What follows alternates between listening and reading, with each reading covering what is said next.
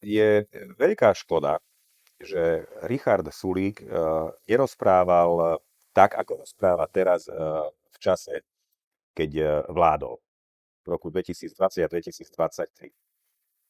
Pretože vyjadrenia Richarda Sulíka v rozhovoroch, ktoré počúvam dnes, sú diametrálne odlišné od tých, ktoré presadzoval v čase, keď bol podpredsedom vlády a ministrom hospodárstva a jedným z členov koaličnej rady. Pretože sa nechal buď opiť rožkom, alebo nechal to progresívne krídlo, ktoré sa nedá ničím odlíšiť od progresívneho Slovenska, reprezentované Kolíkovou, Marcinkovou, ale aj Cigánikovou, Krúpom a Grölingom, nechal si ho prerásť cez hlavu.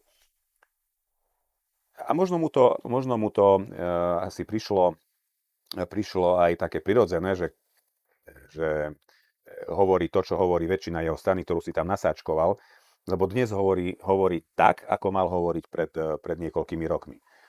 Má úplne iný pohľad na ukrajinskú vojnu dnes, ako presadzoval v čase, keď bol v koalícii. Dnes má úplne iný názor na darovanie vojenskej techniky, než mal predtým. Dnes má úplne iný názor aj na niektoré hodnotové otázky.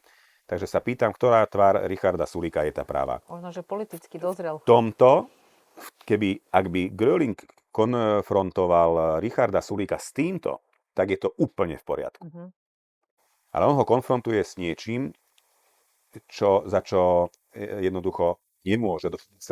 Keď zájdem úplne do krajností, tak dokonca aj slovenský právny poriadok má paragraf, že ak sa jedná o trestný čin rodinného príslušníka, tak môžete odoprieť, ak sa jedná otca a syna, odoprieť výpoveď, pretože jednoducho sa neviete odosobniť od toho.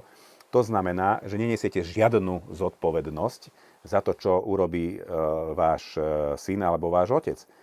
Toto je dokonca ešte aj v Biblii, v Starom zákone sa to píše, že zomierať nebudeš za hriechy svojich otcov alebo synov, ale za svoje. A teraz sa pýtam, že keď Gröling vraj v strane, ktorá dokonca v názve nesie slobodu. To je pravda, áno. A je vraj liberál, je to liberálna strana, tak sa pýtam, kde tá sloboda je, pokiaľ ide o vyjadrenia, to je po prvé. Po druhé, nejedná sa o vyjadrenia Richarda Sulíka, ale sa jedná o vyjadrenia jeho syna, ktorý zo stranou nič nemá. Ktorý nemá absolútne nič s jeho stranou. Takže toto nie je liberalizmus, ale toto je presne tá koncentrovaná nenávisť voči akémukoľvek inému názoru, akú vidia u svojho veľkého brata progresívneho Slovenska.